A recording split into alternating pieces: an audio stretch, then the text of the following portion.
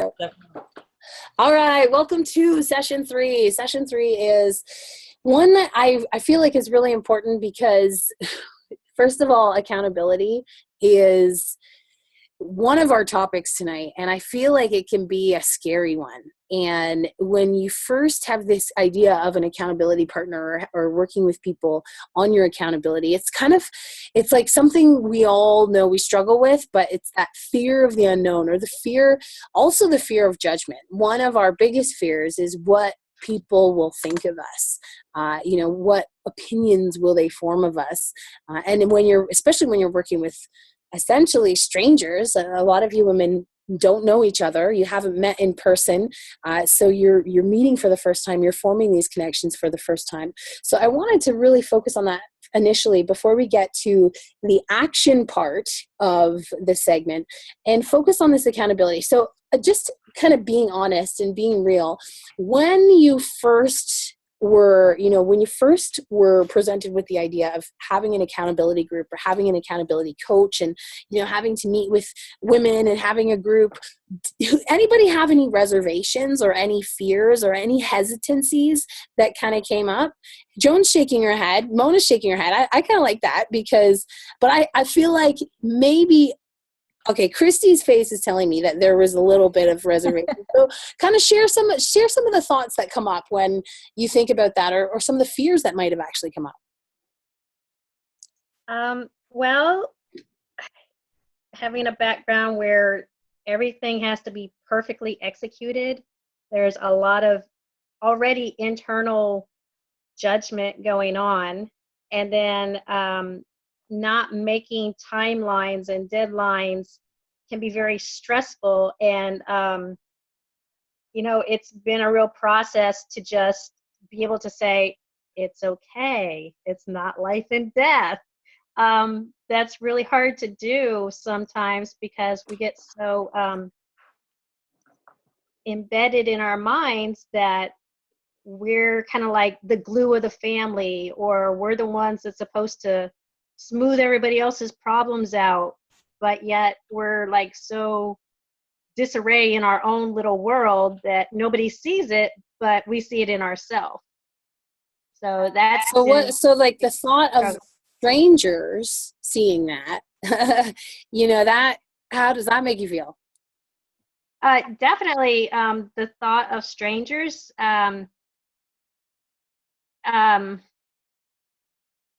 it's one of those things where you're making first impressions.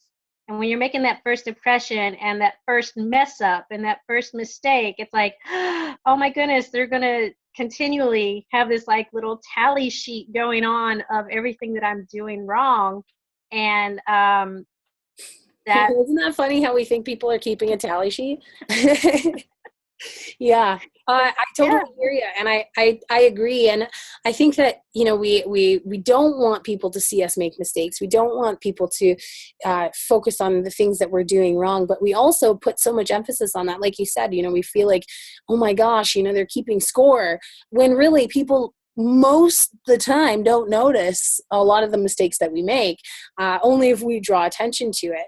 So this idea of strangers, for me personally, when it came to working with groups of women, it was something that it was just uncomfortable for me for a long time. And I think that came from all of the judgments that I had from women growing up. They were the mean girls.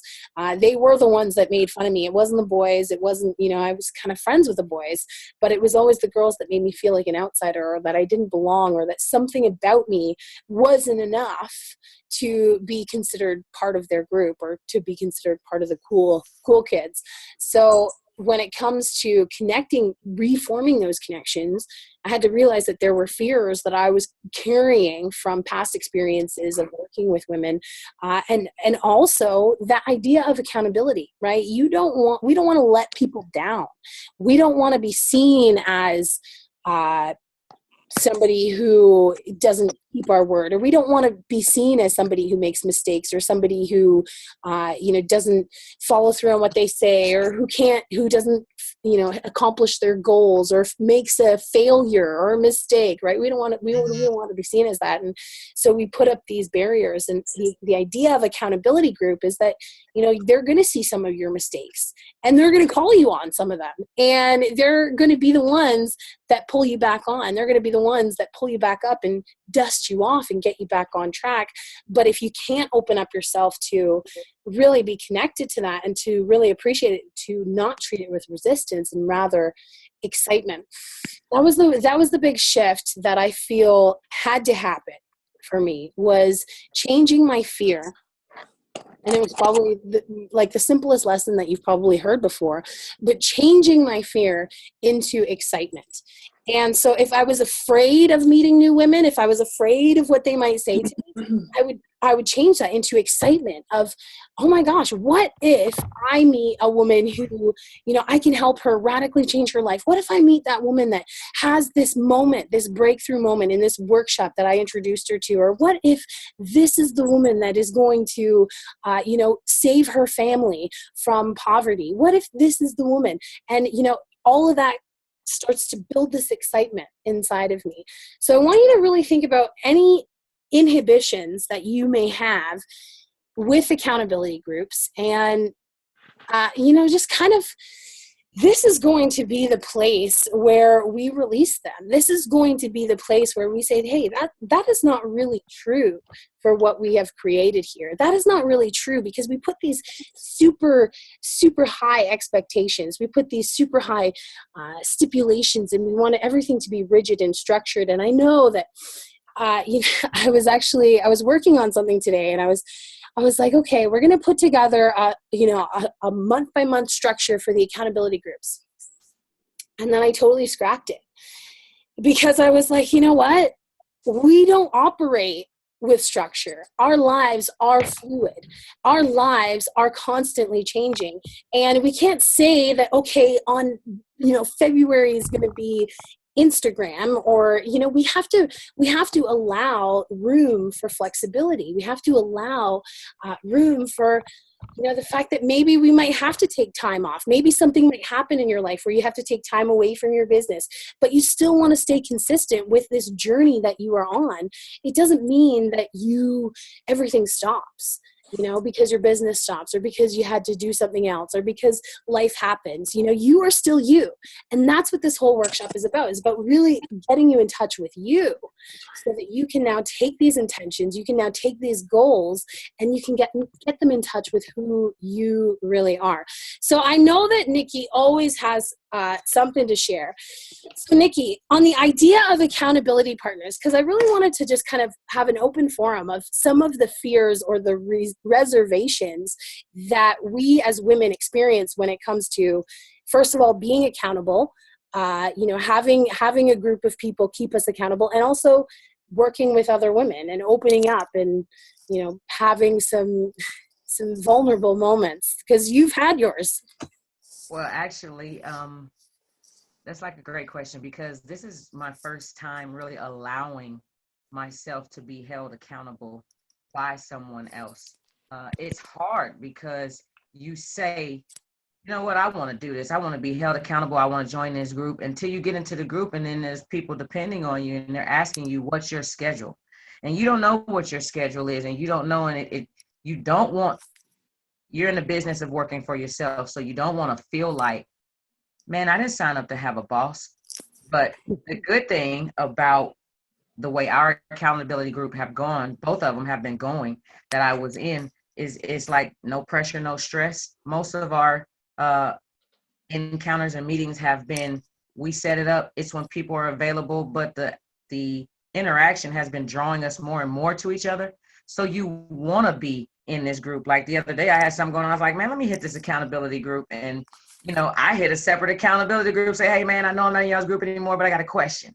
And they were there for me. And I have never been able to have that before. So it is hard. You don't want to let your guard down. Sometimes you don't want to tell someone else who works for themselves some of the plans that you have. And, you might have a fear of, if I tell them this, it's dumb, or if I tell them this, they might run and try to do that idea. Well, first of all, that would be great because it lets you know that you're on to something. Second of all, who cares if they do tell you it's crazy? That's what you're in this group for. You might need to be like, because sometimes I think crazy. You might need someone to say, you know, Nikki, that is really crazy. But if you just structure it a little bit, it could go somewhere. So sometimes that accountability groups it doesn't hold me accountable. It gives me a little more clarity and lets me know I'm on the right track or I'm on the wrong track. So like I said, for me, someone who's Miss INDEPENDENT, y'all know what that means, Miss Independent. Hey, PK. Hey, Sophia. Y'all know it's hard to just let your guard down and talk to another woman. And I've been doing it, and it's been making it easier. It's crazy because I have a partner of 8 years, and it's been making conversation and communication between her and I a lot easier. Just because if I can talk to a stranger like Angel and wait a minute, time out, pause. I have a story. So Angel and I are having a little session, and voluntarily, and it came out of the accountability, because she still holds me accountable for what I left in that group and I told her I wanted to do. So she still checks on me with that and make sure I'm on the right track. So we're having a little session, and I'm talking about money. And I don't know if y'all know, Angel is in Canada, but she has this huge accent.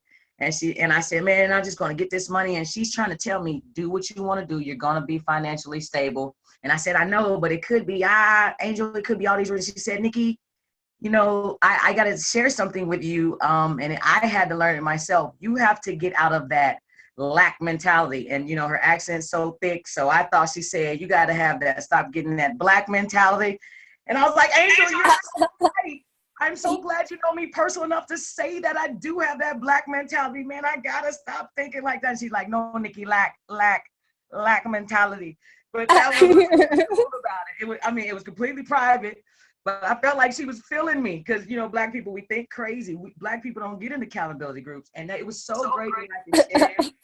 And we got a kick out of it, but it was what I needed to hear. I got to stop that black lack thinking. And so my partner happened to be right there. And we've been laughing about it all week. But we've been doing our thing. And it has been amazing just to let myself do what I've been doing in a group. And it's great. I've been reaping a lot of benefits from it. If I can say personally, I've been abusing it myself just for, Q&A and that black mentality. Angel, hey, how you doing? But you think about it, like you said, that isn't something that you had before or would even allow before. And that's kind of like where I'm going with this is that I don't want to say black mentality, but that, that baggage that we carry around with us into everything. And it makes us put these walls up. It makes us, and I am not, I have nothing but sister love, that, but I know that there has been damage done throughout history to the culture, to the belief system, to the confidence, to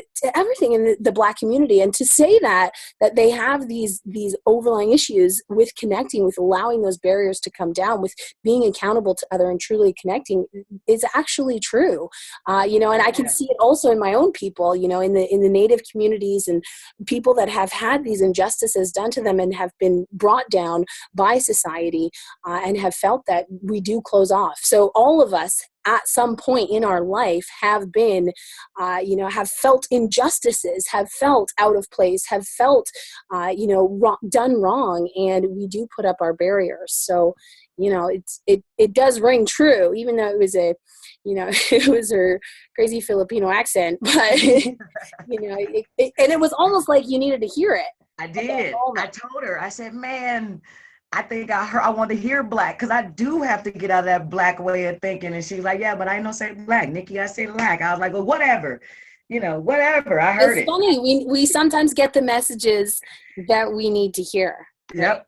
We do. So okay, so let me put it out there. So consider yourself the trainer right now, Nikki. If you had to train a brand new person that was coming into the elite members and they were just about to get started on the accountability groups and they were having these fears, they were having these doubts, they've never done anything like this before, what would be your magic tidbit of advice? What would be the one thing that you would want them to know that you maybe wish you'd known at the beginning?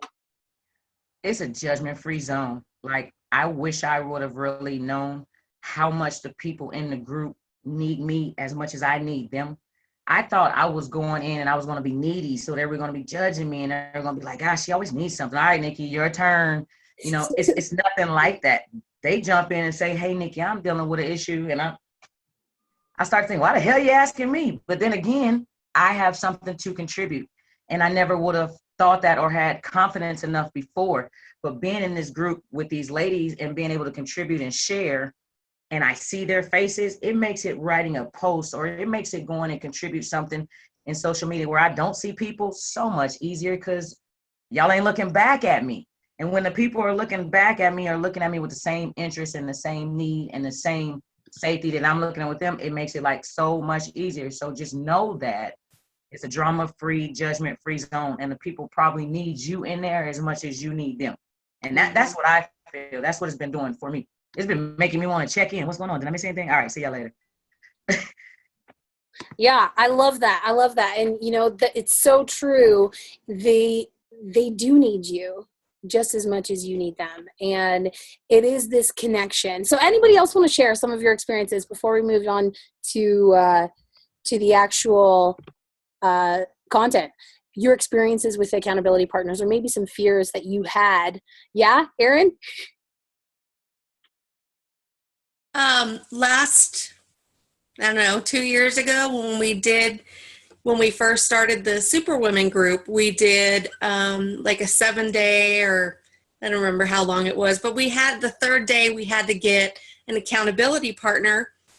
And I put it out there in video that I needed an accountability partner and nobody reached out to me. And I was reaching out to people and asking people and they're like, oh, nope, already have 3. And I was like, oh, okay, I'm not loved. You know, nobody's gonna be my partner. And so I was kind of hurt and kind of, you know, going, well, what's wrong with me?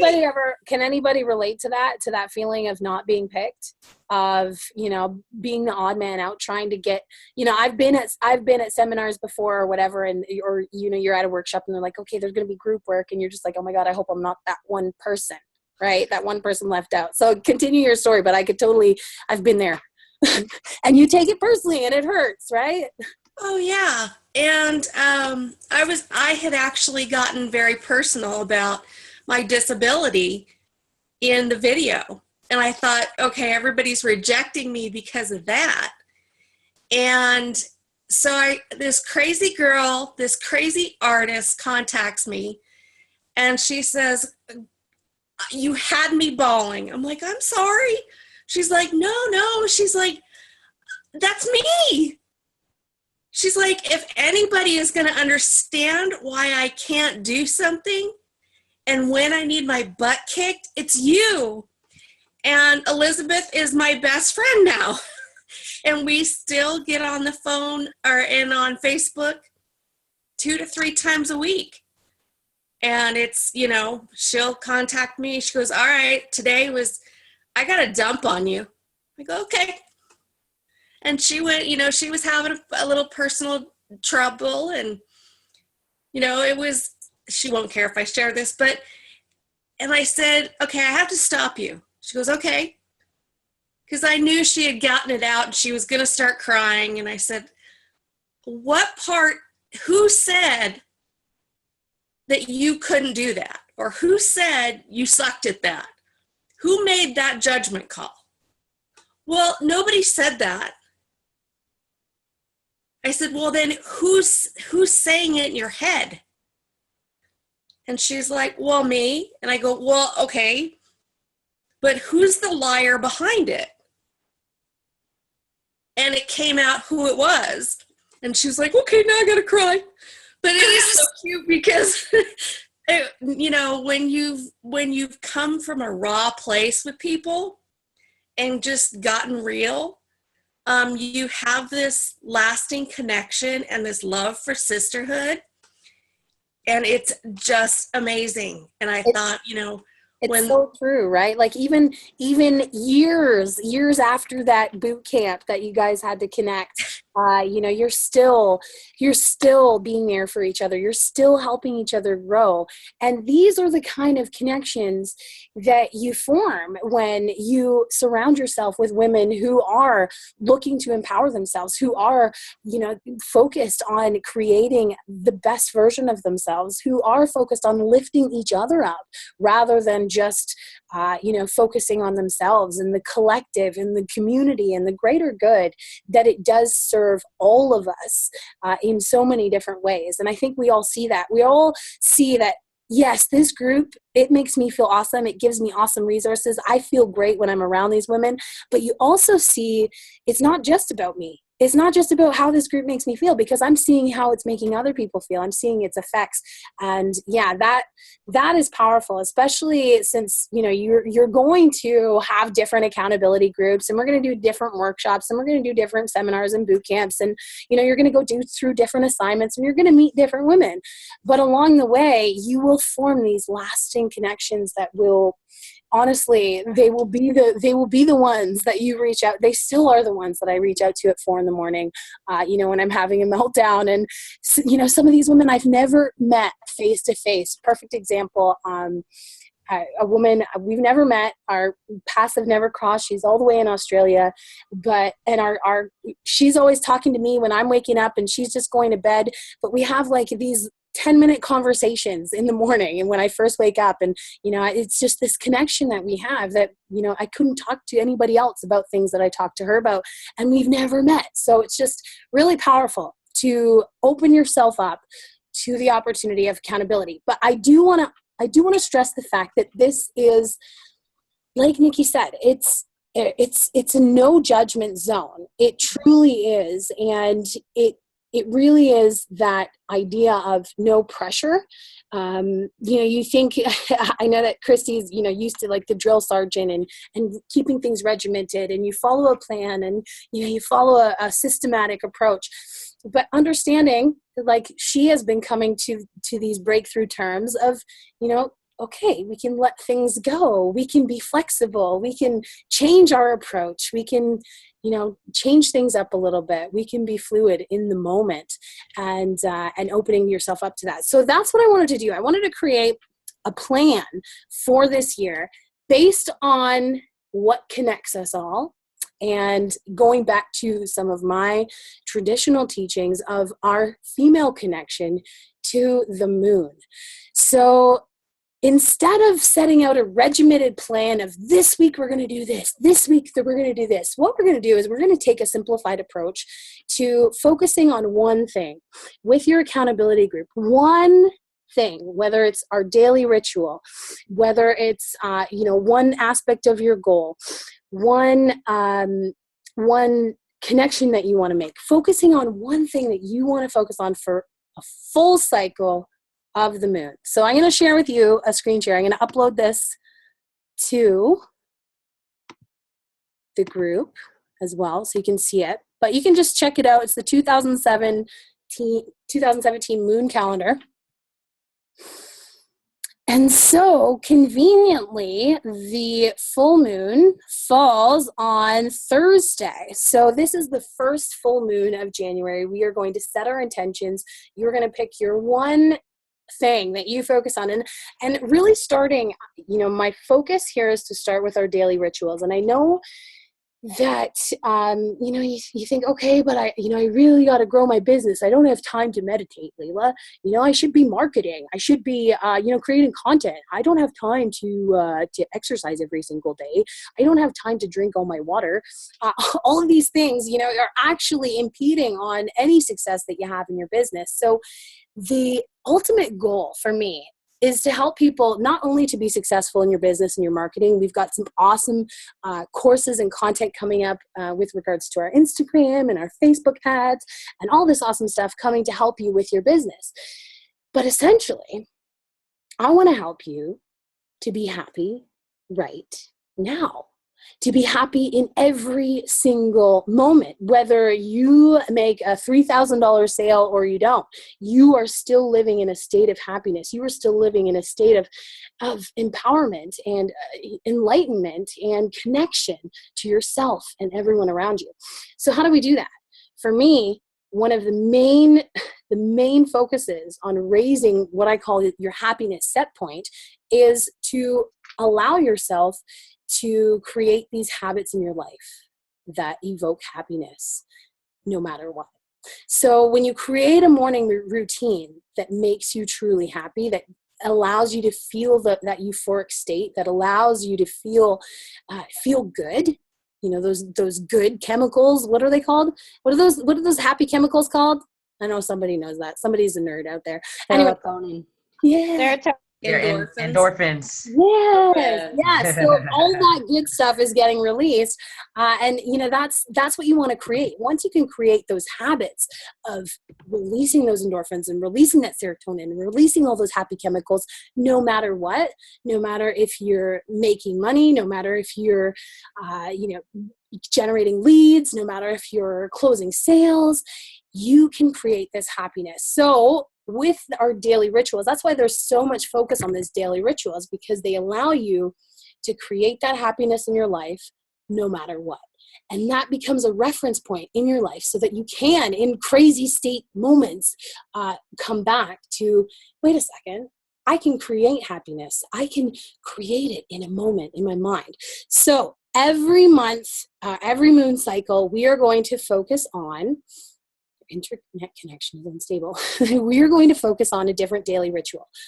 So that's going to be our prime focus for your accountability groups, is to keep us consistent. We're going to have workshops. We've got a brand new one in February with Angel, and then our Instagram in March. So we've got all these different workshops that are going to be going on, where you're going to need your accountability group as well to keep you in the loop, to keep you plugged in, to keep you on track with the different assignments, and also just opening your mind. Like Nikki said, it just opens your mind to the perspective of other people, right? To see the perspective of a Black woman, a Black lesbian woman who has beat cancer, is much different than than me. And maybe it's not, actually. And maybe realizing that, hey, I would think that would be totally different. I think she'd have a total different perspective in life, but actually we're a lot alike.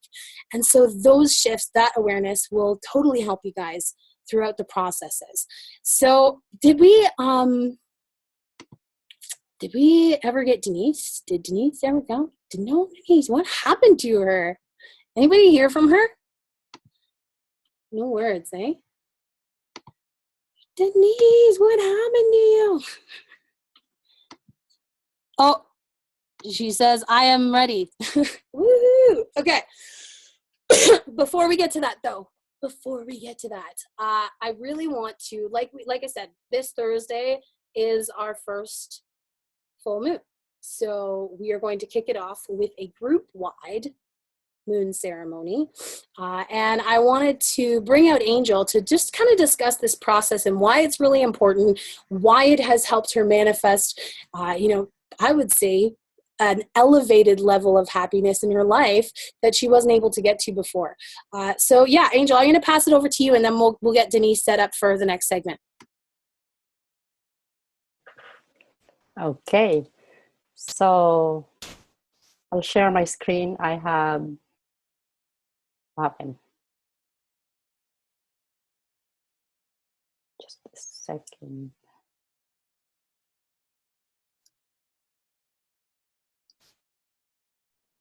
It's not letting me. Okay.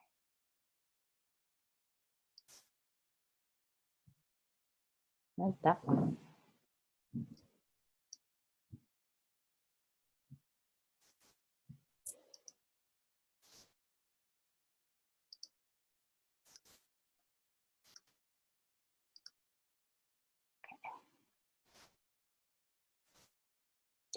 There you go. You won't let me before.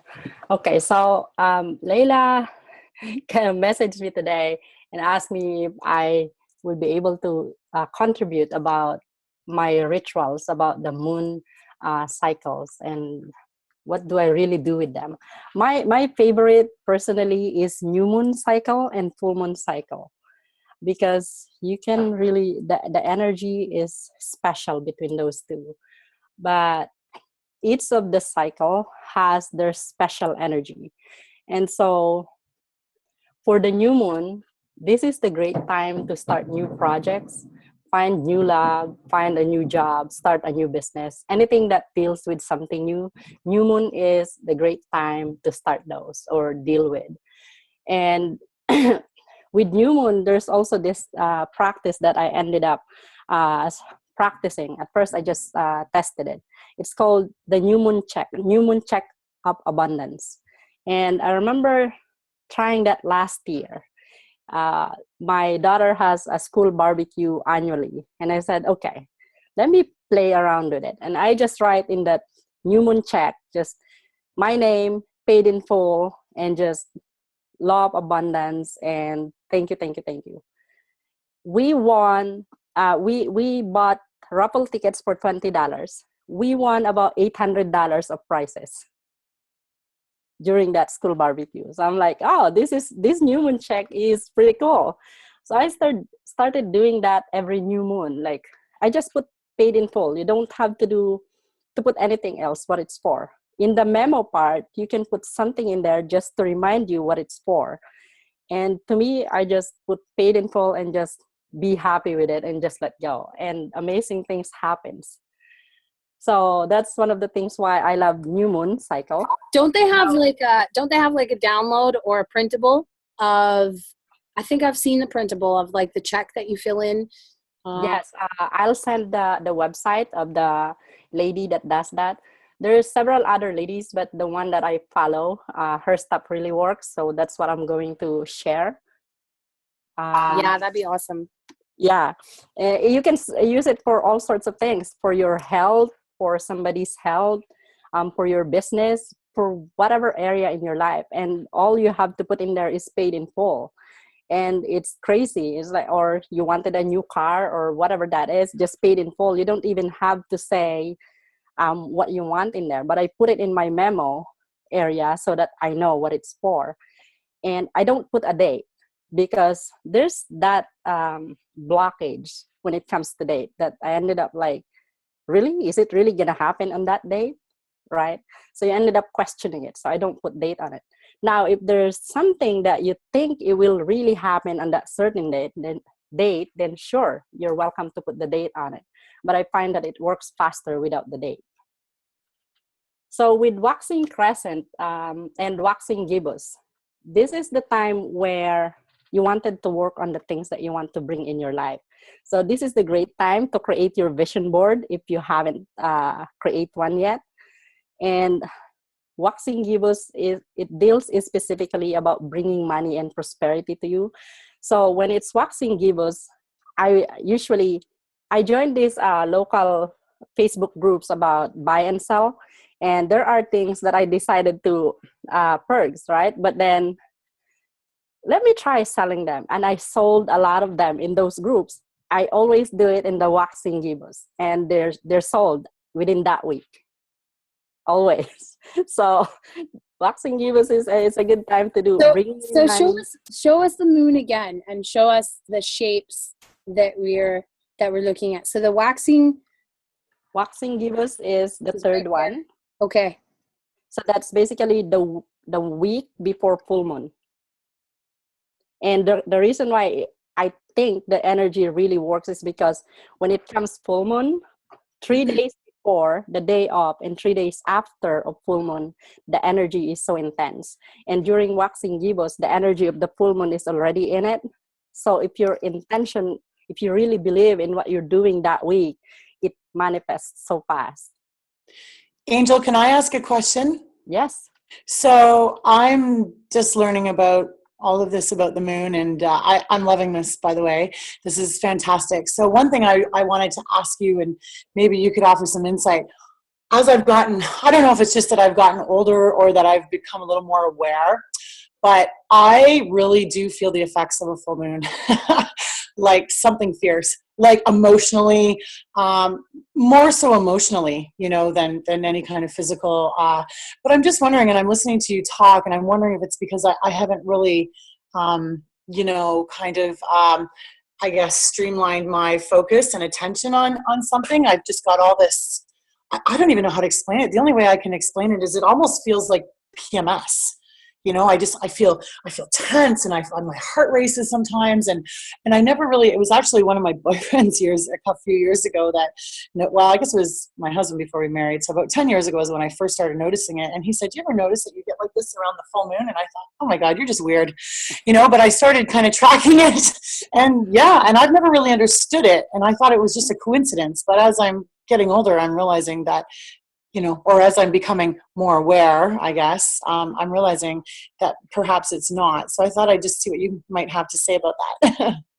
Yes, full moon definitely affects all of us women, because full moon is feminine energy, and that's us. And for people who are sensitive to energies, and as we grow older, we develop more wisdom, and we have more of that sensitive energy.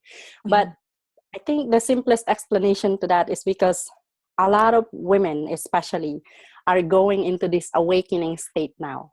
Mm-hmm. A lot of women are feeling that all these things happening right now, they're able to feel it when they're not able to feel it before. Like, we have all these special gifts that we have within us, like being psychic, being a medium, seeing premonition, or being a visionary, a clairvoyant, clairaudience, all those things. And a lot of women that I came across in the last 3 years, 2 years, and especially last year, they're like, how come it feels like my feeling about this thing is so strong? It's because we are being called to step into that power, and the full moon energy is really helping us to step into that power.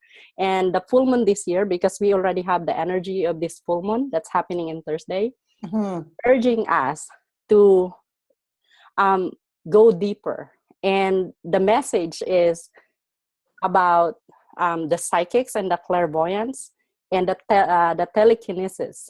That power, the mental telepathy, is so much stronger during this full moon. Wow. It's all about that. And sometimes you'll feel like you're having a flu, but it's not really a flu. So it's called a spiritual flu. Oh. But it's because of the full moon energy. So what's your suggestion to cope with that? And I guess maybe just finding something to focus your energy on, and just to ride out till the energy passes. Is that maybe? Funny you ask that, because when I was just starting and learning these energies and how to cope with it, it's about taking care of yourself. When you are feeling all these discomforts, these aches and pains, it's because the feminine energy, the goddess, is urging you to love yourself and spend more time for yourself. Take care of yourself physically. If you're not sleeping as much, if you're not eating healthy, it's urging you to eat clean, even if it's just for this period of moon energy. But you will realize that that's the reason why you're feeling so lethargic, maybe. And I just posted in Facebook today that yesterday I felt so lethargic. I'm like, what is going on? And I realized, oh my God, it's full moon. And I've been working my tail off about websites. I'm like, what am I doing? I'm not supposed to be doing this. Forget it. So last night I just let go of everything, and I told my husband and my kids, let's go to bed now. We had dinner and we were in bed at 8:30. Nice. But the kids are still up, so they're watching TV in our bedroom, but we're lying down. I think my husband and I dozed up already, and then I woke up because my son get off the bed already, and he's hungry. He wants a snack. So we're like, oh my God. And I woke up this morning feeling so good. It's the moon energy is urging you to take care of yourself. Wow. And drink lots Fascinating. of water. That's one of the things to remember. Yes, definitely stay hydrated. And also the moon ceremony will help to focus some of that energy that's just kind of feeling frazzled and feeling trapped and feeling like you have no way to let it go. You have no outlet. You don't even know really what the heck it even is, or if it's even like a real thing. So Thursday will be really awesome to help you just put it into a process to release it every full moon. And so this is the ritual that we'll be doing every moon cycle, so every month, with this release that we're going to do on Thursday, which will help as well. Yeah. Thursday at 12:30 or at night? Thursday evening or Thursday at night. okay, perfect. And the full moon ceremony, I've shared that with my accountability groups before, and I did it first with the leadership council, and because it was my first time, and I guess the ladies all love it. And I said, hey, maybe share it also with my accountability. And I think the benefits is just amazing. So I offered it to Layla and say, hey, why don't we do it for the group, since it happens on the 12 on our talking circle. Mm-hmm. Awesome. Yeah, I can't wait. Thursday's going to be great. Thanks, Elena. So comes full moon, it is the time to release what no longer serves your best and highest good. So this is when you do the release and manifest ritual that Layla is talking about. And as I mentioned before, 3 days before the day of and 3 days after is when full moon's energy is as its strongest.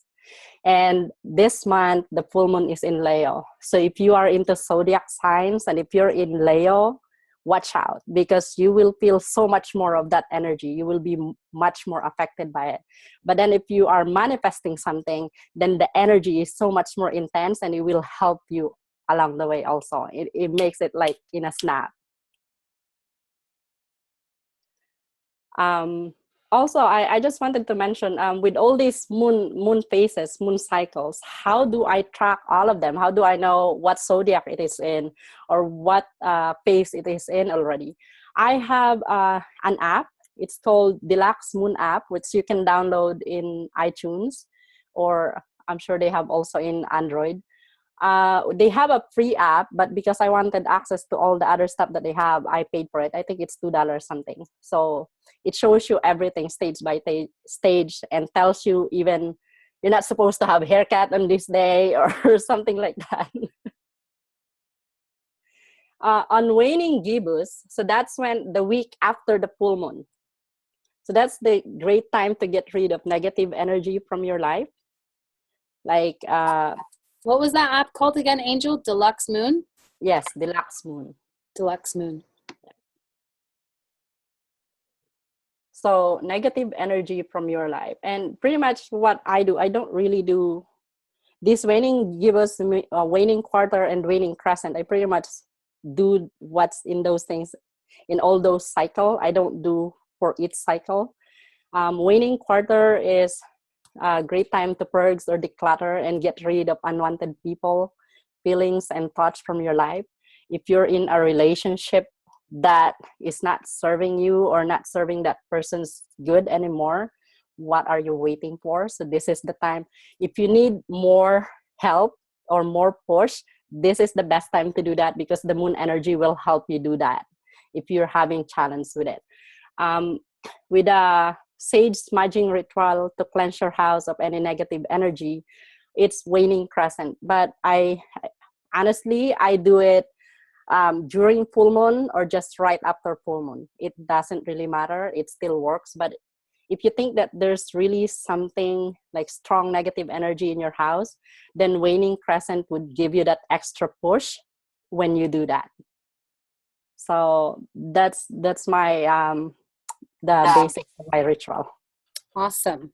And I think that it's something, as we progress through this, obviously this is, like I said, this is going to be our first full moon ceremony that we're going to have with the whole Women's Connection. So as we go through the year and as we keep doing this and as we keep coming back and releasing and manifesting and releasing and manifesting and releasing and manifesting, as Angel has expressed, she's been doing it for quite some time and has consistently seen the results. She's seen things she's written down come to life in her hands. Just crazy things that have happened and manifested because of this focused energy of, like, kind of like Elena was saying, we go into these full moons with all this energy and we have all this excitement, or we're not really sure what it is, but to be able to put that energy to creating what we want and desire in our lives, that is when, like, it really seriously gets magical. So that's why I wanted to focus. I wanted to keep the accountability group centered and focused on these moon cycles, and to keep us on that track and keep us connected in that way, and really connected with our true feminine energy. So now we're going to kind of shift gears a little bit, because I want to get into the action part, and I couldn't have picked a better trainer to train on this because this girl kicks butt when it comes to taking action. I've seen, it's kind of like, it's possible. It's possible for any mom to come on here and to quit her job and to provide for her family and to create this epic story. I've seen it happen many, many times. But why does it only happen for some people? Why doesn't it happen for every single mom I've ever worked with? Why doesn't every mom create this story? Because they do not take the action that this woman takes. So her putting together this presentation and this training is really something that you can take heart in, because she has created those results. She came in, really with very little credibility, or she didn't have a huge giant list. She hadn't built giant teams in the past. She hadn't had huge launches of epic products in the past. She pretty much came on as a single mom trying to figure this thing out, trying to make a difference for her family. And with her tenacity and with some of the skill sets that she's going to show you here today, you can see how she made that process and why it happened for her where some people it didn't happen for them. So it really does set the stage and defines, where you want to go. Do you want to go there, or do you just say you want to go there? So I'm going to pass it over to none other than Denise, who's totally crushing it. I love the toque too. I'm kind of like, I'm like into I'm like, where's my toque? I thought we were going to be twins today, but I guess not. Well, thank you so much for the introduction. I'm excited to share this because this is really like, I put this on like as me thinking like when I was back working, because this is literally what I did when I was still working. So I kind of like did this presentation focusing on people that still work, but even if you're still doing this full time now, like you could still, grasp it, because I still do it now. And it's something that has been working for me like awesomely, just structuring myself. Can you guys hear me good? Yeah, we can hear you. So a little background, on you. You were full-time corporate Budweiser, wasn't it, that you worked for? Yeah, I worked for Budweiser for 6 going on 7 years by the time I quit. And during that process, I was trying to do internet marketing and trying to figure it out and from scratch and everything. So yeah, I'm excited to be doing this training. I was just telling you guys the other day that, excuse me, that I can't believe I'm actually doing this training right now, because I think it was like 2 years ago when there was a Superwoman's Connection, and I just got introduced to Layla, and I was doing one of your workshops, and I was seeing you do the trainings and all these, other women doing trainings. And I was like, wow, like, how do they know all this information? So it's kind of cool to like be here and be doing a training in one of your workshops. So it's exciting. It's kind of like a reflection. That's awesome.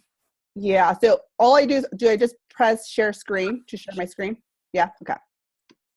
Let's see. Let's see if I'm doing this right. Okay. Can you guys see my screen? My messy screen. Yeah. Yeah. It's little. Oh, Okay. there we go. There we go. Okay. Cool. And if you want to hit present, that also can just makes it bigger. Cool. Okay, cool. Can you guys see that? Yeah, looks good. Yeah. Okay, cool. So yeah, I wanted to talk about, how to take on 2017 and simply and like successfully. That's one of my biggest things. Try to keep everything simple. I feel like every time we take it too serious and try to cram everything at once, especially when this new year comes. So that's why I wanted to share with you guys how to keep it simple, right? One of my biggest things is finding a balance between, your life and your business. It's one of the most important stuff to really focus on. I'm going to go over like 5 different activities to consider in your daily life, and, kind of show you how to structure your day, how to manage your time. And most importantly, like I mentioned, just keep your day simple.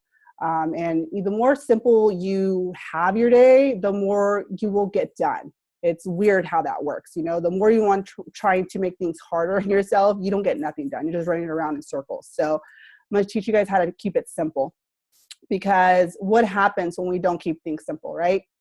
A lot of times we feel frustrated, we feel stressed, we feel moody.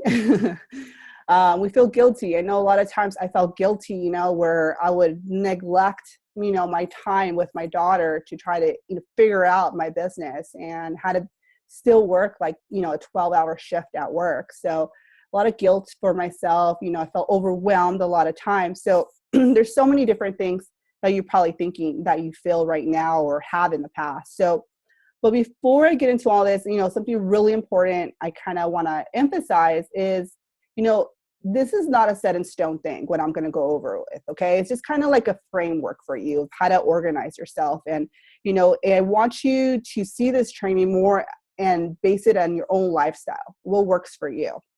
Okay. Because, and I want you to test it out.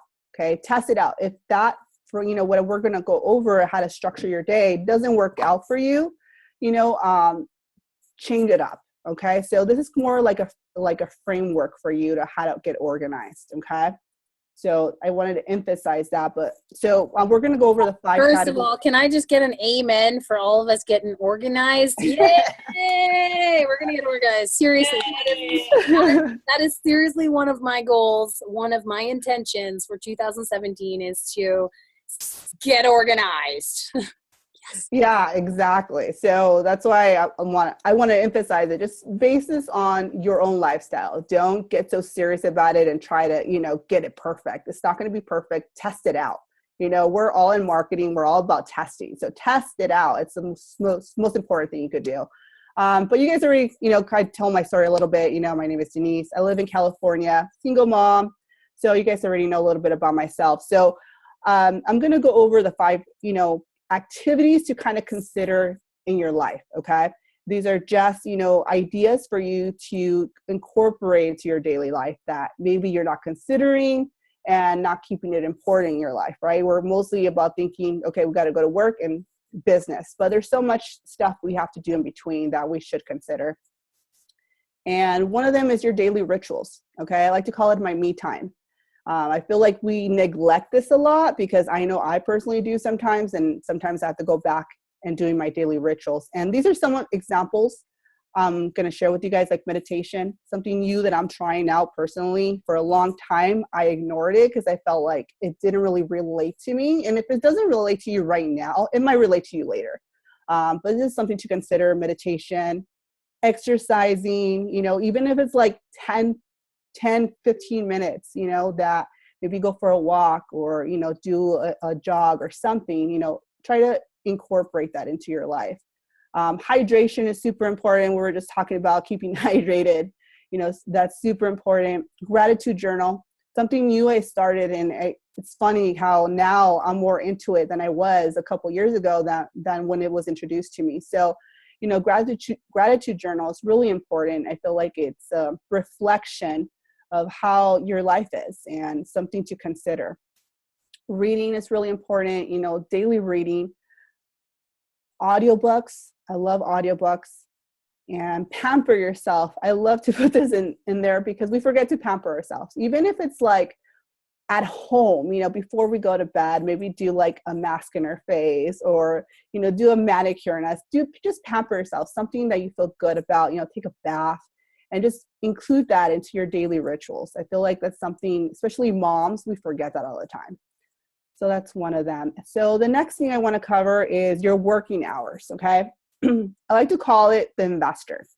A long time ago, probably like a year or 2 years ago, I heard someone say this, like, you know, consider your job as the investor and don't consider it so much as, I have to go to work. See it as an investor to your business, right?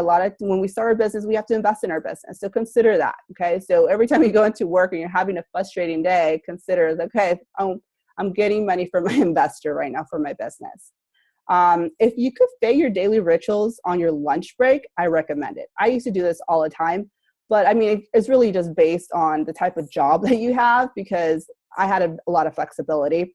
I would do a lot of maybe not reading because I would drive a lot, but I would listen to a lot of audiobooks as I'm driving to work or during work. I used to listen to a lot of audiobooks. Of course, I would hydrate myself, and I would do a lot of income producing activities. You know, my phone, it was my biggest thing. I used to do a lot of chatting. I actually got a lot of sales just doing chatting. on my phone as I was in work. So consider that. Try to fit in maybe some daily rituals and maybe income producing activities that you could fit in your working hours. So that way when you're home, you don't have that much stuff to get done. Another time, family time. Focus on your why. That's the most important thing. And, it's something that we have to schedule in, because I know a lot of times I would feel guilty that I wouldn't spend that much time with my family because I was working and trying to figure out my business. So focus on what matters the most, okay? So always go back to that. What's the reason why you started your business? And focus on that, Maybe focus on the time that you're going to be dropping off your kids at school, schedule that in. Helping them with their homework, dinner time, the bonding time that you have with them. You could schedule that to the T when you're going to be focusing on that. I put some miscellaneous stuff, sometimes non-daily activities that you should focus on. But, one of them is grocery shopping, fit that in. Cleaning your house. I know a lot of I like to call my clean freaks because my family's such a clean freak, and I'm really not. I'm not saying I'm a slob, but I pick and choose where I'm gonna, focus on that day to clean. I don't want to clean my whole house and feel overwhelmed. So, pick and choose where you're gonna clean part of your house, and don't get so overwhelmed trying to keep it all tidy all the time. School activities, doctor appointments, family activities. So definitely schedule that in to your daily life that, you have going on. So, and then your business time. This is the most important time, right? That we want to focus on our business, especially if we're trying to break through and do it full time. Create your content, schedule a time where you're going to be creating your content, whether it's for Facebook, your blog, making connections on Facebook is one of, my most important things I like to do is, chatting with people and just building that relationship with them. Responding to my connections. A lot of times we start conversations and then time goes by, but make sure you always go back to respond to them. Placing your Facebook ads, maybe doing Instagram. So those are kind of like the 5 activities that I kind of personally put into my daily life. But like I mentioned, it's important that you fit it in depending on your lifestyle. Okay. So how to structure it. One of my biggest things that I personally do is a Google Calendar. And you could do that in your desktop, or you could do it, download it into your app. This is what I do. I mostly use it on my phone. And I just want to show you guys just kind of how you could do it yourself. You could literally schedule this to the T, right? Where you're doing your daily rituals. I fit in, taking kids to school, and I put like my working hours, and maybe you could fit in like your daily rituals and income producing activities. And literally you could fit it to the T, by the minute if you really want. If you guys have never done this, I wanted to show it live. I have it. I could only do it on my desktop, but you could just go to, for instance, go to Google Calendar. You go to create, and all you could do, you could name whatever you want it to be, right? Testing, you put your daily ritual, whatever you're going to do. Okay. You could literally put it to the T of what time you want to start this. Let's say maybe 2 in the morning, 7 a.m. to 8 a.m. You could even put location, the description of it. And I love to color coordinate it to everything. So you could just color coordinate it and just put save. And pretty much, that's how I normally schedule it. And I literally follow this to the T, and it just, once you do this and you get in the habit of doing it, it all works out so perfectly where you're just not even thinking about it. And it just works out where you feel like you're actually, getting things done. So that's literally what I do and how I take action on my 2017. I've been doing this since last year, and it's been working amazingly. Okay. Why am I sharing this? Sorry. Okay, I don't know what I'm doing. You probably want to go back to see that. Oh, okay, stop sharing. Okay, there you go. All right, ladies. Okay, so does anybody use, I know that we had, it was interesting because I was just talking about this today about how there are so many different tools, resources that we can use to be organized or to get organized. I know Erin shared one today on our Techie Tuesday. And the Google Calendar, though, the Google Calendar is like a staple. And I don't know how many times it saved my butt. Like, I'm like, thank God I set that reminder. Why don't I set reminders all the time? And I say that to myself. I'm like, why don't I set reminders all the time? Because this just totally saved me from missing an appointment, missing a call, from even just myself, my own crazy world. Sometimes that Google Calendar can be the driving force. And for me, it also is very helpful to understand that you can create different calendars. So if you have a calendar for work, you have a calendar for your business, you have a calendar for your life, then you have a calendar for the Women's Connection, or then you have a calendar for your accountability group, or you have a calendar for your upcoming project or your upcoming course or your upcoming workshop.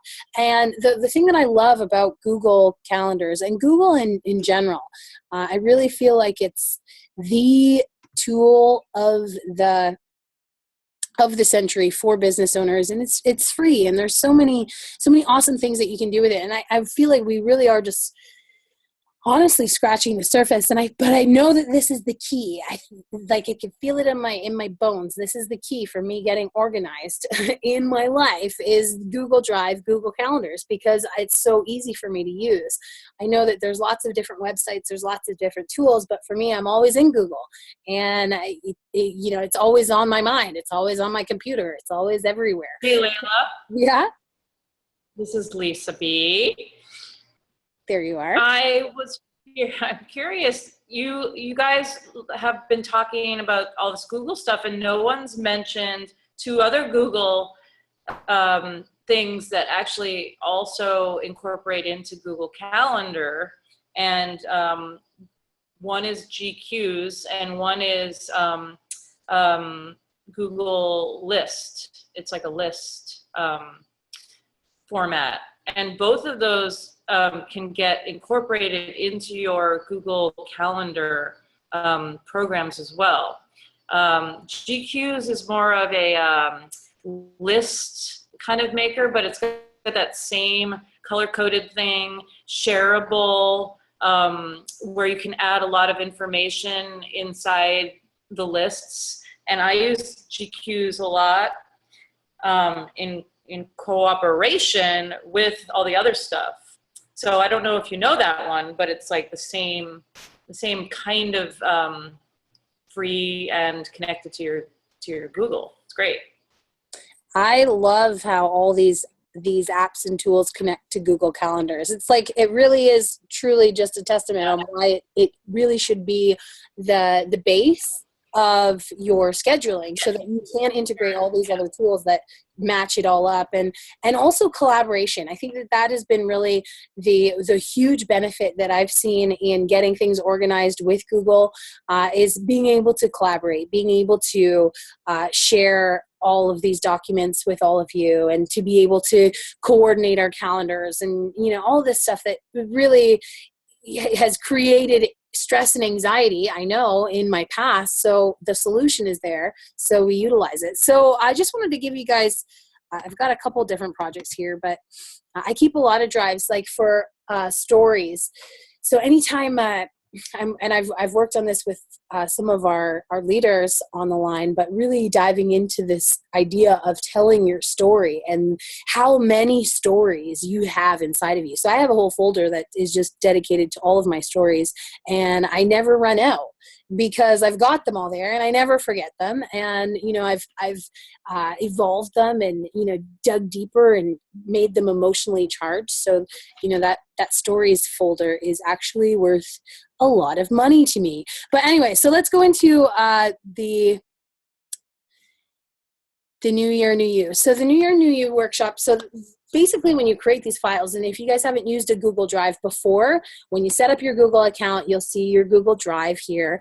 And it's basically like a big file center where you can keep your files, where you can create files, where you can create forums and all this awesome stuff to connect and to share with people. So the thing that I like about this is that you can invite people to collaborate. Like I said, you can share it with only a specific amount of people, or you can make it open to the public so that everyone can view it. And I feel like this really, not only do we need to be more centered in our thoughts and more collected with our thoughts, but we also need to keep track of them.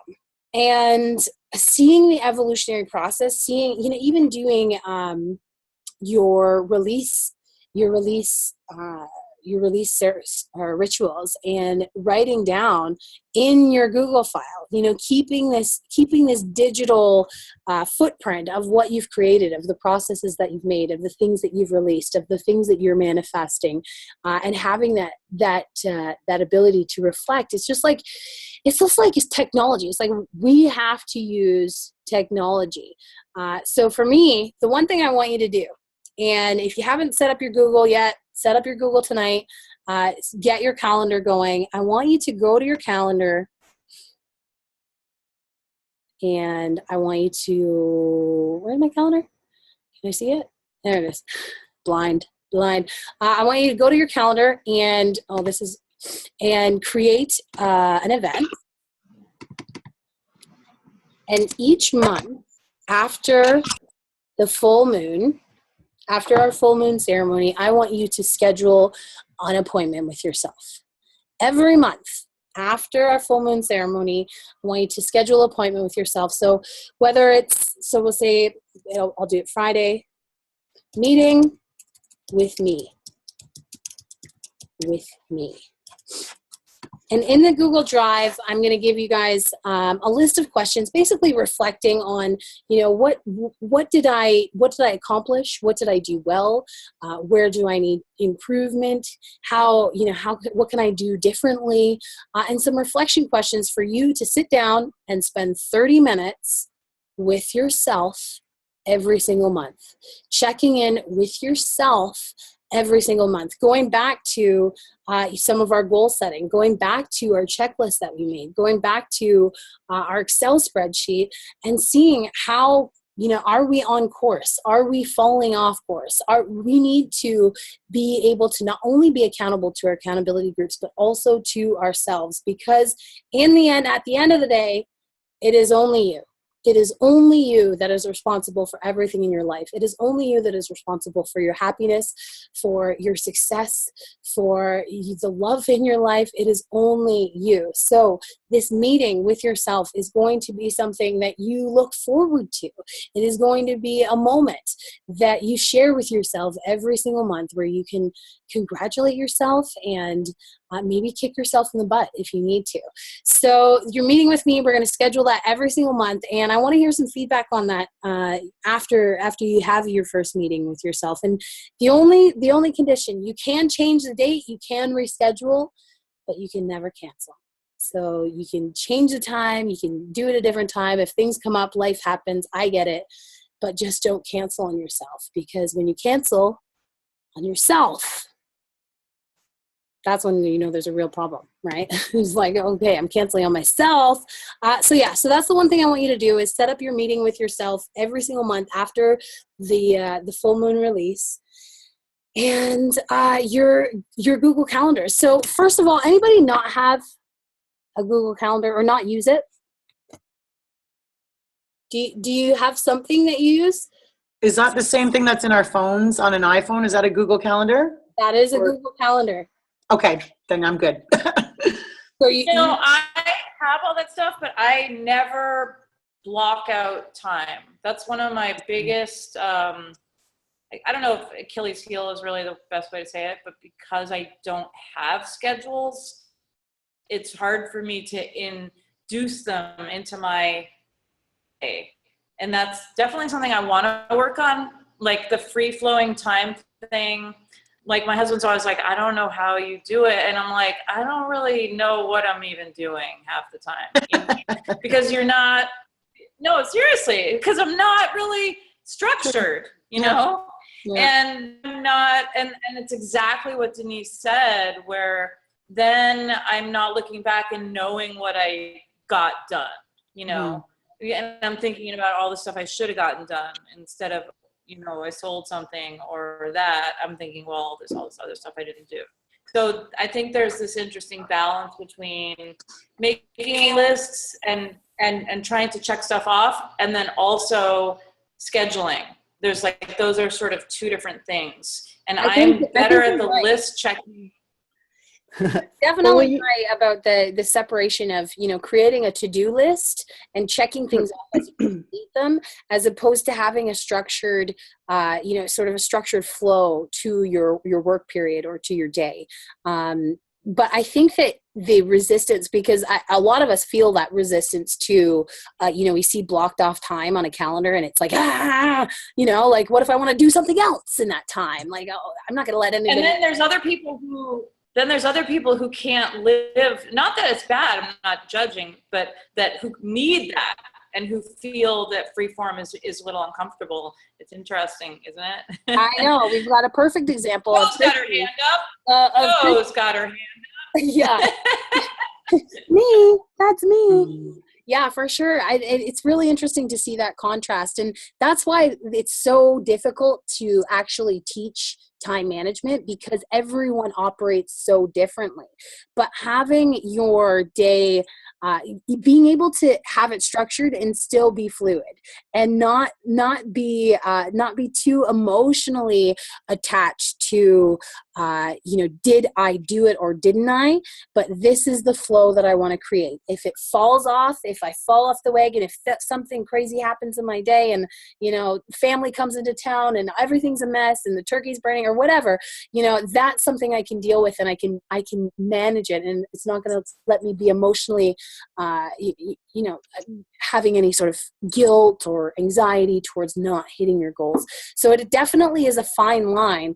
And I think finding your balance, finding what is important to you, and also having, like us, because we don't actually, we're not working 8 hours a day at a job, it allows us to be more fluid in that, but also it can be a curse, right? Because you're so all over the place. Like you said, you don't always realize what you've gotten accomplished. So definitely a fine line. And as far as I know, we have other artists in the house, but also other, I say artists because the artist mind is kind of crazy and all over the place, and we don't fit into structure all that well, and we bend the rules, and seeing block time, it's like almost like a jail cell. So I totally get that. Anybody else kind of feel that? It's funny because I was talking, Angel did a read for me today, and it was really great and totally mind-blowing, and I was explained to her that although, yes, you're right, like creative types have this sort of very, very sort of tomboy, like down, like there's always stuff going on. It's almost incessant and a little crazy. At the same time, I've been able to funnel a lot of that into this online stuff.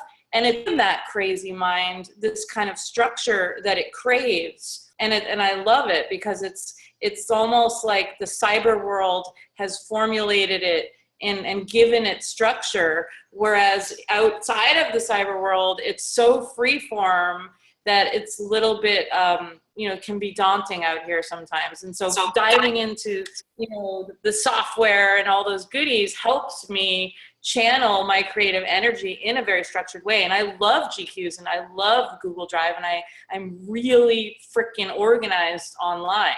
And I'm organized in general, but it's this interesting, like both sides of my brain work really well in different places. I don't know if that makes sense, but. No, it definitely does. It definitely does. And I saw Heather was doing a lot of head nodding because I think she can relate to that. And, just kind of share some of your perspective on how you come to manage, to balance. With me, it's still hard because I'm still trying to figure it all out, because I went up until 2008, I worked full time, and everything was always chaotic because my husband and I worked full time, and we only had my son was only one child until 2005. So he wasn't in school yet. So it was, and I don't drive. So my husband was doing all the driving.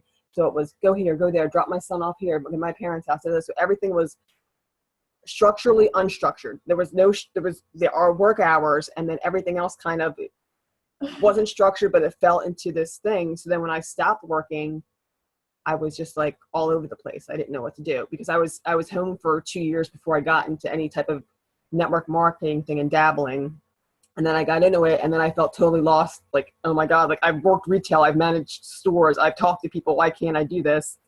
And so then I became so unstructured with that. But then when it comes to my kids and not even sporting things, because they don't play sports, but getting them up in the morning and doing what I have to do for them, I'm structured, I'm on point. I have alarm reminders so I don't miss anything. Everything's organized. You have to do this. You have to be up by this. You have to do this. I have to cook for you while you're doing this.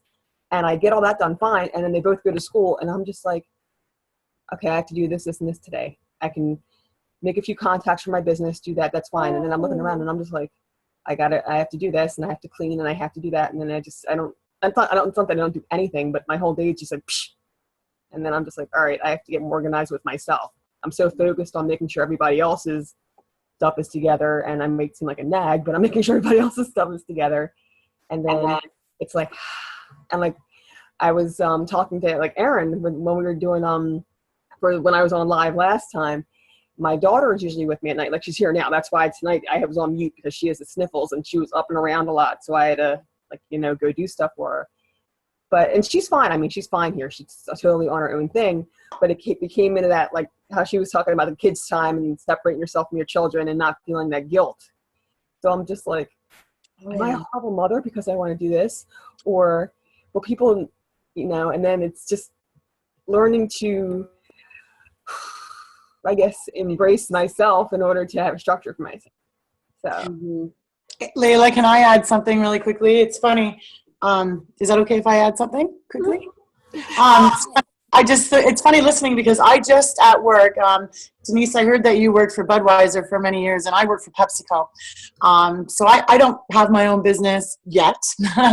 It's in the works, but I've been fortunate enough to be a part of some trainings. I don't know if you've ever heard of the color personality trainings that people have done. So they've pretty much said that everybody's plaid, right? We all have these different colors woven through our tapestry of who we are, but each person has a dominant color.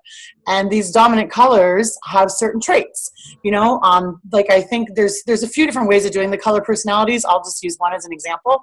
There's gold, orange, blue, and green, right? So the gold personality is somebody who's very structured, always very punctual, everything in its place, everything is very organized, and that's where they feel comfortable.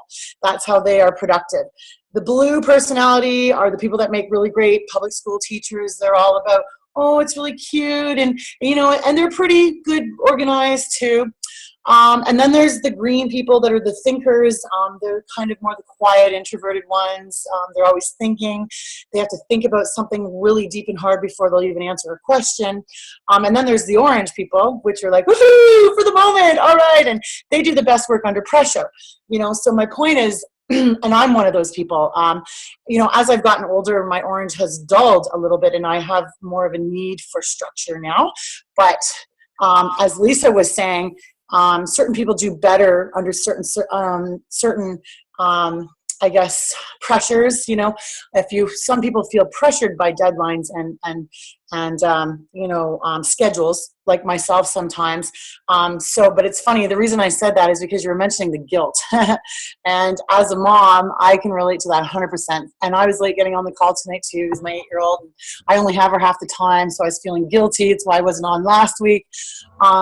But, I guess I just really wanted to emphasize that, don't ever feel guilty for taking time for yourself, and don't, I guess there's never really a right way or a wrong way. There's just your way. And once you learn what your way is, it's just trying to perfect it so that you can reach your time management. And this is something that I've just learned. So I don't know if that offers any insight, but, we often look at other people and we say, oh, I wish I could be so much more like that. Oh, I always do that. I know. Didn't you all look at Denise's calendar and get just a little bit of envy there? You're like, oh, yeah. like I just wish that I could It's so pretty. Can I do boxes. My question is, did she actually stick to it? Like I would, after day 2, I would be probably. That's great, though. It's Well, great. let me respond to pressure that. Do girl I now. really stick to it? I mean, this is why I said, and it took me a while to really use it, because I would start it and then I would feel guilty because I didn't get everything accomplished, and I'll be so hard on myself. Now I'm more like, okay, this didn't work out at this time, but maybe I'll schedule this more later on this time. Like, try to structure it more to your lifestyle and don't feel that guilty, because yeah, I felt so much guilt with my daughter too. Even now that I'm home, like I never realized how much harder it is now that I don't have a job to keep myself structured, because my job kept me structured. Yeah, that's right. So when you guys are scheduling your calendar, my best advice, just have it as an outline and just go with the flow, you know, and like Lisa said, not sure if you have like a list or, you know, or just keep the calendar. What I do, I just put like a time frame that I work on my business, and I'll have a list of what I want to get done. And maybe I'll have like 5 top things and just get 3 things done and just move it on to the next day. That's my best advice. And just go with the flow and just try to structure yourself and just see what happens and test it. Absolutely. And be kind to yourself. I think that that's one of the things to remember is, like you said, we're like, oh my gosh, you know, we feel guilt, or I didn't get this done, or I segmented a whole 2 hours to work on my business today and I didn't even get around to it at all. And we start beating ourselves up and we're like, but it was in the calendar and the alarm went off and I just ignored the alarm. And, we start beating ourselves up, and just understanding that, like Denise says, this is just a guideline. And, life happens. We have to be forgiving to ourselves. We have to understand that tomorrow we can tackle this brand new day, and we can create whatever we want in that day. So if it didn't go exactly like you want it today, there's a reason, there's a lesson to be learned. There's something that you can take out of this, and it will make you stronger tomorrow. So, Layla, can I ask the group a quick question? Well, since we're on the subject of productivity and all of this stuff, I want to ask you guys how you would feel about me giving you guys an outsourcing training, because that is my specialty, and that's a product that I am working on, is an outsourcing training.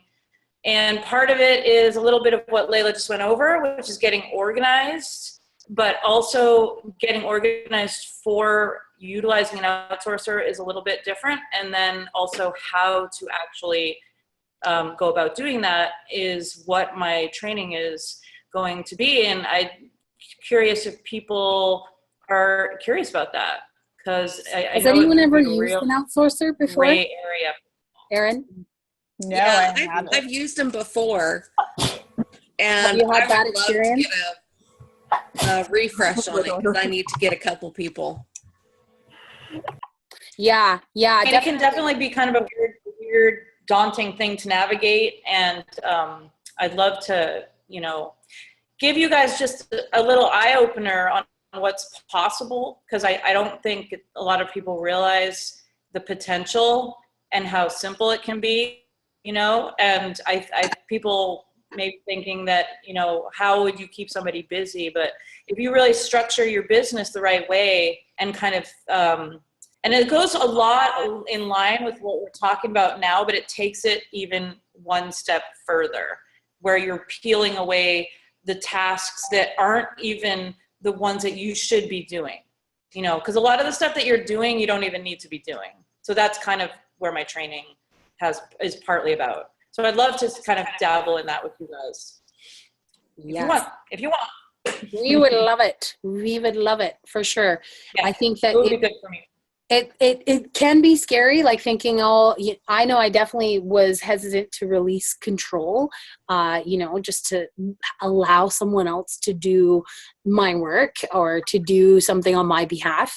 But just the space that it clears up, especially for us creative types who have so much going on in our brain, when you eliminate the tasks that are, that someone else can do, then you allow yourself to operate in the space that only you can operate. Then you're getting. And then there's this other whole section of it, which is stuff that you can't do, that you really are struggling with. And that it's like, well, do you want to spend 5 hours today for figuring that out? Or do you want to just hire somebody? Because, you know, and some people are really freaking resistant. They want to do everything. I've had such headbutting with people who are just like, I want to build that website. Anna's raising her hand. I want to do it. I want to learn it. I want to do it. And I got to tell you, you know, sometimes it's just more trouble than when you have 16 million other things that need your attention.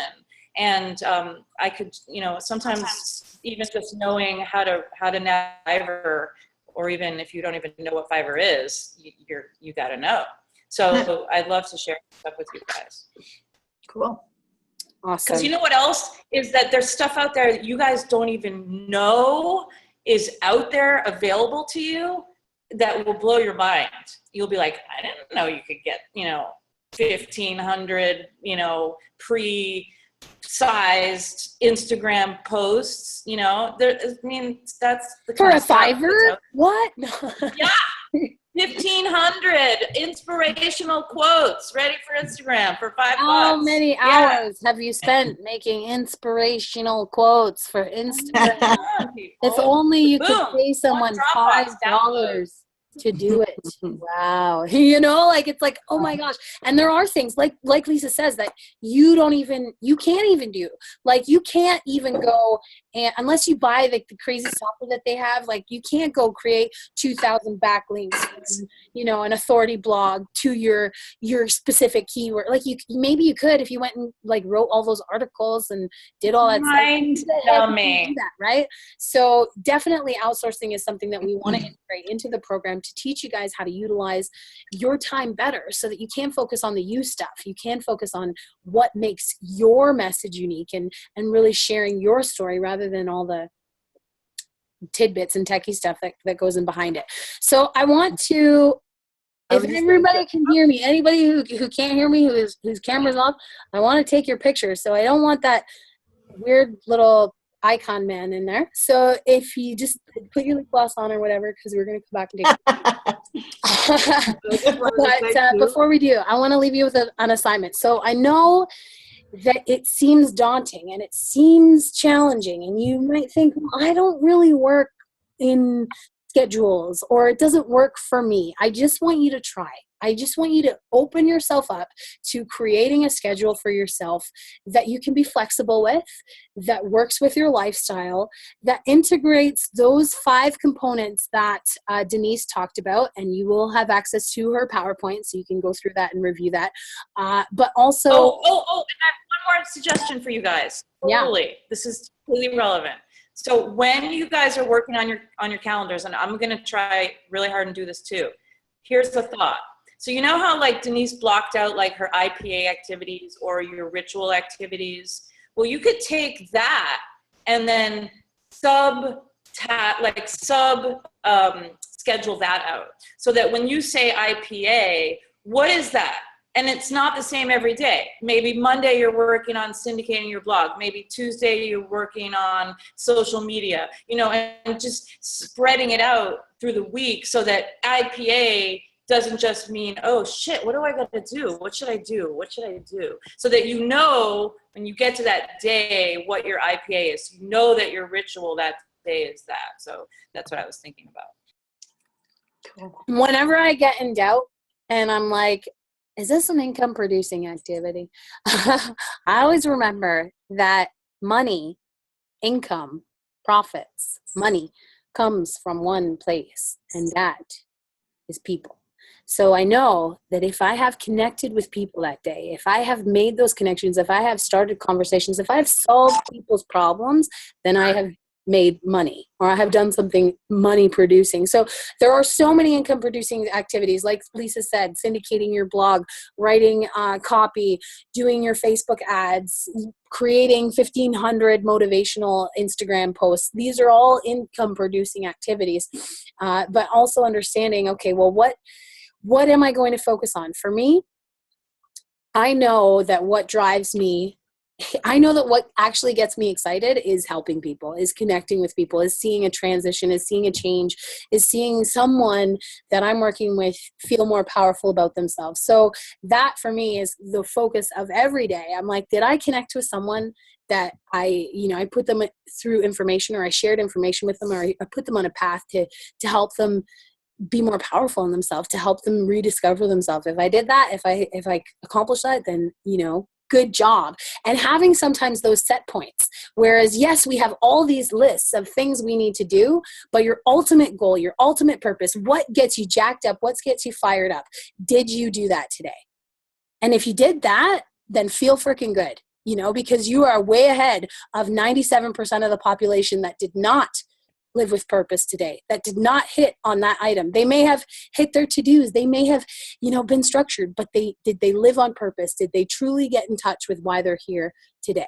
And if you did that, then you can feel good about your day. So yes, create your calendars, but do it with love, do it with acceptance and understanding that we are not all perfect. So now that everybody's back, we all got our lip gloss on, we're going to do a quick selfie before we say goodnight. Everyone good? Y'all look so beautiful.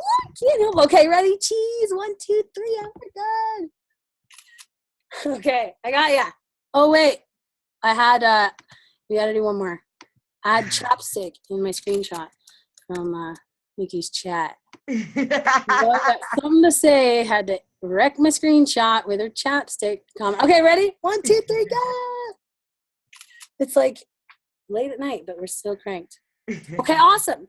So that is your assignment.